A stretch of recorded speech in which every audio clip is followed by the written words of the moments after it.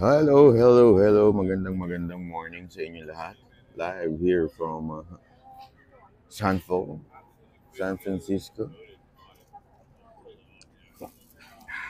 We have a good weather now. We have a good weather today. It's really motorcycle weather. We can have a fun and but the problem is Randall Bunagan is not yet alive. He's still sleeping in his bedroom. How come, Randall Bunagan? Where is your love? Anyway, we will talk about uh, uh, inisnab na naman for the second time ni VP Sara Duterte si Tambaloslos. Grabe ho. For the second time. Nakikita niyo ho yun sa TikTok.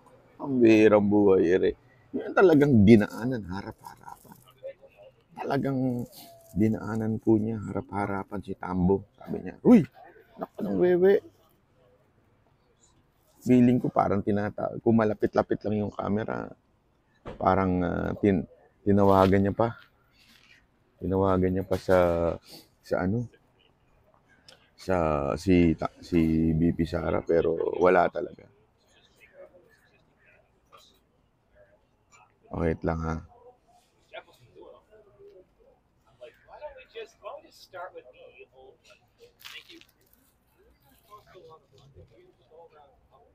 Dali lang ha. So ayun na nga, di ba? Asa ng kanang kamay mo, boss? Anong kanang kamay ko? Si Randall Bunaga, nandyan na daw siya. Ewan ko doon kung totoong nandyan. Dahil nandyan na daw siya. Tapos doon tinanong nga siya nung reporter merong lumalabas na issue. Nakso, merong mga chismoso, parang ganun yung dating ng reporter Parang merong mga chismoso na gumagano na ginagawa ka ng intriga. Ganun ang dating ng reporter na nagtanong Kala mo, sasakyan ka ni BP Sara. May nag-iintriga sa'yo. Akala niya siguro hindi na yun. Hindi ko lang nakita. Sabi niya, hindi ko nakita. Hindi ko nakita sa TikTok, kaya hindi ako makakomment. Ako doon, sabi ko, boom ko na, boom. Di ba? Na-boom ko na siya doon. Kasi parang ang dating ng tanong niya, sige nga, pakisinungalingan kung sinabi ng mga nasa TikTok na inisnab mo si Tambog. Ang problema, kaysa na sinagot niyang direkta, sinabi, hindi ko nakita. Hindi ko nakita yung sa TikTok. Halika na, kain muna tayo. Ito, Ready to go. Ang daya ni Boss Randall, nakamotor na. Nakamotor ka na? Angkas na lang siya mo ka. Wala akong angkasan eh. Sa akin? Sige, hindi, tama. Anong tama? Angkasan lang sa'yo. Hindi, may tayong dadaanan na puro patag lang. Hindi tayo dadaanan. Angkas ako sa'yo? Sa akin? Wala kasi kung ano eh. Alam yung passenger bag? Tingnan natin. Tinanggal ko yun eh. Walang Angkas daw si Mocha. Good luck. Huwag ka malikot ha. Huwag mo itutumba. Basta meron ka namang heat air, di ba?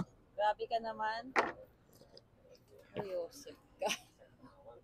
Di ba? Kaya napanoorin niyo sa TikTok yung video ni BP Sara na inisnab. Napanood mo yun? Inisnab niya. Kasi inaharap-harapan yung dumaan. Ninong Randall, bakit walang motor si Mamo? Meron, kukunin pa lang namin. Saan po ang gala nyo today? Magmumotor lang po kami, Madam Annalyn Jamay. Maganda yung weather kasi ngayon, maaraw-araw. Kaya, magmumotor lang kami. Dalawang heater kaya suot ko, dalawang ano din. Wow, bakit may tuwalya yan?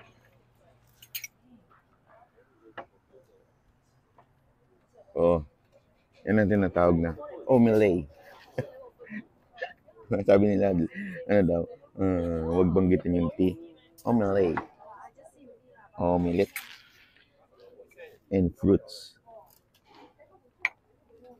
Link po ng video. Nandun po sa TikTok makikita nyo. BP Sara inisnab si Tamboloslos. Grabe yun.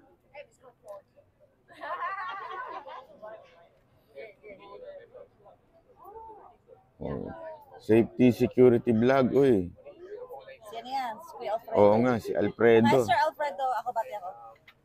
Good morning, Sir Alfredo. Good morning daw. Sir Alfredo. Ano yun eh, yung pag-snub niya talagang ano eh. Hindi yung, Pinakita talaga niya. Hindi niya oo, pinagsi. tsaka hindi yung parang magdududa ka na in-snub. Hindi eh, dinaanan sa harap. Dinaanan sa harap niya mismo. Parang babatingin Ni Tambo. Tambi. Oo. Talaga iniwasan niya. Ah. Dinaanan lang niya. Talagang babatiin niya eh. Pag ganun siya, palapit siya pangiti. Tapos dire-diretso lang siya. Tapos, ito ba masama? Sabi ko nga eh.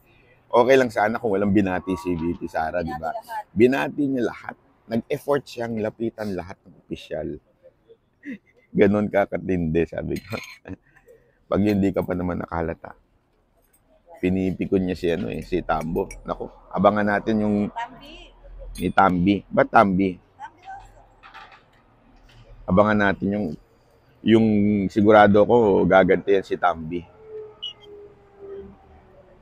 Gusto niya sumikat, di ba? Oh. Sarap. Parang may tuwalya. Panalo. Dapat pala araw-araw tayo nag-breakfast dito eh. Paano ko kumain na kayo? Hindi namin kinain itong ano. Ah, Sarap, panalo. Hiranda eh. Nagko-comment ka pa dyan. comment pa siya. Shout out daw kay Madam Annalyn. Hey po. Hi, Ma'am. Annalyn from Milano.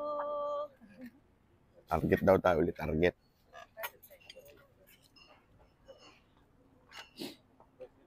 Grabe. Wala bang hot sauce to? Totoo ba ito to? Sarap. Gagawa na naman ng resolution niya. Ano? Ano mo yung resolution niya? Sinusuportahan namin ang damdamin ni Tambo na naisnab.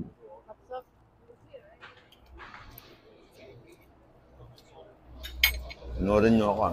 I-Englishin ko yung mga tao dito. Sabihin ko, how's your hot sauce? Are you hot or sauce? Hindi niya. Wala naman eh. May ketchup at may mustard. Oh. Walang hot sauce. May.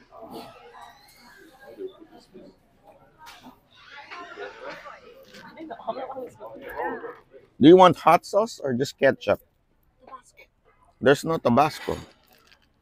Tabasmo, meron. Taba mo, ganun, meron. Meron ibang hot sauce, pero hindi Tabasco. Sige.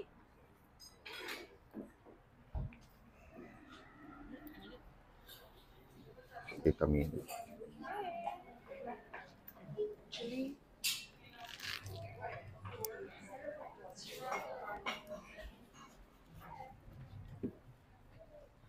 Grabe. Kasang sa English ko dito. Mga ilang araw na lang, hindi na ako marunong Tagalog. Tapos pag-usapan ba natin ng konti yung ano, issue dito sa Amerika yung ano eh, yung akala ng iba nag-aaway talaga ang Amerika at saka China. Tapos ang tindi ng pagbati, ang tindi ng effort ng Amerika para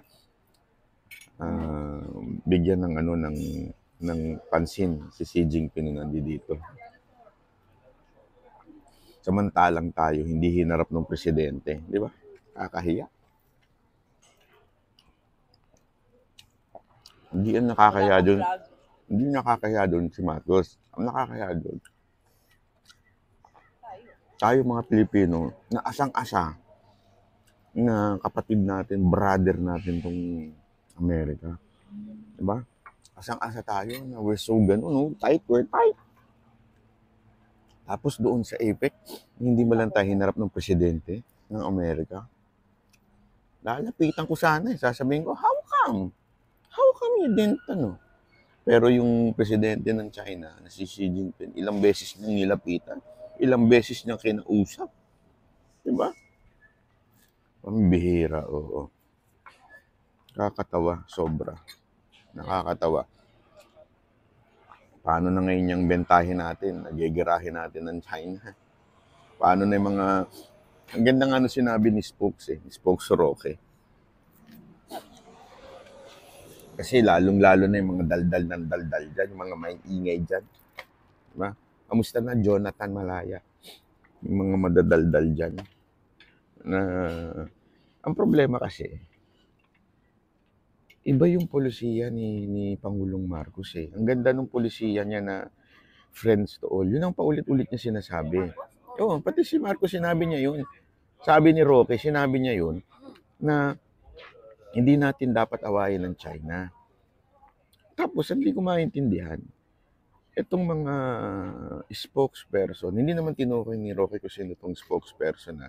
Pero feeling ko dun sa AFP at saka sa si Jonathan Malaya ay tinutukoy niya. Na panay pang-aaway sa China. Parang ang sinasabi, makinig naman kayo sa presidente. Kung ano yung foreign policy niyo, yun ang sundan ninyo. Diba? Yun ang dapat ninyong segundahan, ika nga. Hindi yung sarili ninyong foreign policy. Pilipinas, yung presidente na nagsabi, na kaibiganin na lang ang lahat pati China. Yun ang sinabi niya, yun ang huling statement niya. Kaya nga yung nagpapainit, yung sumasakay sa kwento ng media, kasi feeling ko kwento ng media yan. Media nagpapainit na awayin ng China. Tapos sinakyan ng ilang mga politiko. Diba? Sinakyan ng ilang politiko yan eh. Tapos sinakyan ng ilang mga opisyal ng gobyerno. Tapos ang dulo, sabi ni Marcos, kaibiganin na lang. Pambihira. Isa yan tulad yan, yung sa TikTok, sinasabi, di ba, pag-aaralan kung ibaban. Sabi nga ni Marcos, walang dahilan. Pag-meeting nga sa kay Marcos, diba? Pag-meeting si Marcos sa TikTok. Wala nga dahilan. Kaya nga nagtataka, yung sinasabi ni Roque, kaya nagtataka, bakit iba yung sinasabi ng mga spokesperson, iba yung sinasabi ng mga nasa baba. Diba? Iba yung sinasabi ng presidente. Ano ba talaga? Diba? Oo, given na yun. Tama kaya sa analyzation nyo na weak kasi kaya hindi sinusundan. Pero dapat dikdikin pa natin. Diba? Kasi ganito yan. Ang media, pag nakuha nila kwento nila, ididikdik nila na ididikdik. Si official ganito, against sa China. Si official ganito, against sa China. So, yun ang naririnig ng tao.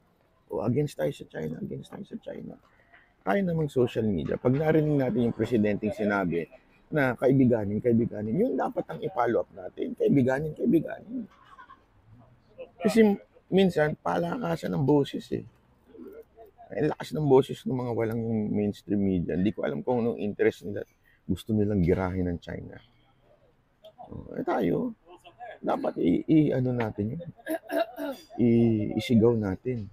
Uy, huwag yung girahin ng China. Ang sabi ng presidente, kaibiganin. Diba?